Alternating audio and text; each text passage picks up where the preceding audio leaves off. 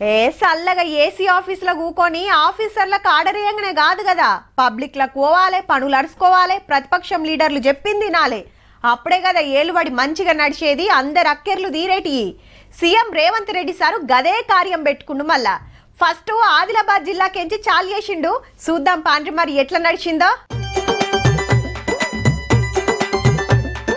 Right, ఇట్లా కట్టుకోతంగానే నీళ్లు దుంకినాయి.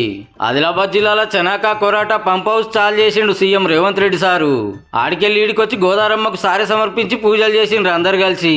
50,000 ఎకరాలకు నీళ్లు వచ్చే ప్రాజెక్టు. మరి బీఆర్ఎస్ గవర్నమెంట్ లో పనులు మొదలు పెడితే వీళ్ళు వచ్చి ఒడిపిచ్చిర్రు.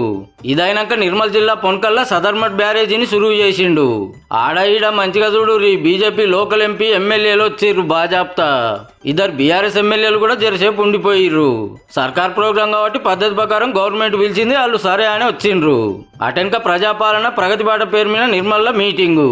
కమలం పార్టీ ఎమ్మెల్యే ఏలేటి మహేశ్వర్ రెడ్డి సార్ నియోజకవర్గానికి కావాల్సిన పనులు పైసల గురించి అడిగితే ప్రతి ఒక్కటి సాంతించేస్తామన్నాడు సీఎం సారు. బాసర యూనివర్సిటీని మంజూరు చేసిందిగా, బాసర IIIT యూనివర్సిటీని ప్రారంభించుకుందాం. నిర్మల్కి ఒక stadium, young India integrated school ని మంజూరు ఇవ్వాల్సిందిగా, కలెక్టర్ ఆఫీసు నిర్మల్ నడిబొడ్డులో నిర్మాణం చేసుకుంటే అందరికీ సౌలత్ ఉంటుందని తప్పకుండా మీకు ఏటీసీని ఇస్తాం.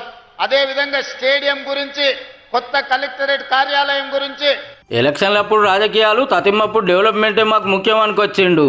ఎర్ర బస్సు రాని ఈ ప్రాంతానికి ఎయిర్ బస్సు తీసుకొచ్చి విమానాలను తీసుకొచ్చే బాధ్యత మన ప్రభుత్వం తీసుకుంటుంది.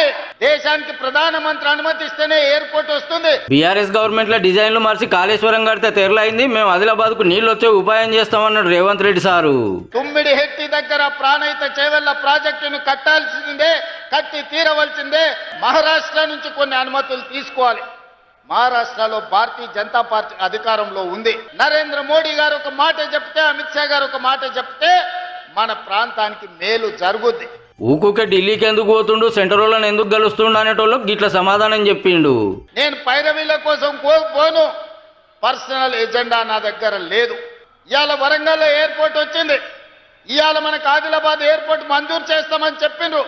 ఇవన్నీ మనం అడగకుండా వస్తాయా? ఏ పథకం పెట్టినా, ఏ పని చేయబోయినా కారోళ్ళు మా కాళ్ళల్లో కట్టబెడతారని మళ్ళీ పరికరమైండు నిర్మల్ మీటింగ్ లా. దేవతలు యజ్ఞాలు యాగాలు చేస్తే శుక్రాచార్యుడి సూచనతోని మారీచుడు సుబాహుడు వచ్చి ఆ యాగాలను యజ్ఞాలను భగ్నం చేసేటోళ్ళు. లాస్ట్కి ఏమైందే, రాముడి చేతులు సచ్చింది. ఇవాళ కూడా శుక్రాచార్యుడు ఫామ్ హౌస్లు ఉండు, ఓ మారీచుడు సుబాహుడు అసెంబ్లీకి వచ్చి అడ్డం పడుతున్నారు బావా బామ్మార్దుల ముసుగులో. చెప్పునే మున్సిపల్ ఎలక్షన్లు రాబోతున్నాయి, పైసకు ఆశపడొద్దు, పనిచేసేటోళ్ళనే గెలిపియాలని కోరిండు. పెట్టిన పథకాలు, నడుస్తున్న పనులు ప్రతి ఒక్కటి చెప్పి ఆఖరిలో గీ మాట అన్నాడు సీఎం సారు. ఓడిపోయిన వాళ్ళ గురించి, పడిపోయిన వాళ్ళ గురించి మాట్లాడదలుచుకోలే, నిర్ణయం తీసుకున్నారు. ఒక్క ఏటుకు పోయాడ వండుకున్నారు. వెనకటికి టైసన్ నాకౌట్ కొట్టిండు కదా, ఒక దెబ్బకి అన్నీ అయిపోయినట్టు. అన్నీ అయిపోయినాయి, ఇప్పుడు మనం పని చేయాలి. మీ మనసు గెలుస్తాం, రాబోయే ఎన్నికల్లో మళ్ళీ గెలుస్తాం. 2034 వరకు మన ప్రభుత్వాన్ని కొనసాగిస్తాం. ఈడికెళ్ళి హైదరాబాద్ వచ్చి గ్రూప్ 3లో జాబులు కొట్టిన వాళ్ళకి అపాయింట్మెంట్ లెటర్లు పంచిండు. చేరంగానే గరంగా ఉంటామంట, కొంతకాలం అయిన తర్వాత నరం, ఆ తర్వాత బేషరం.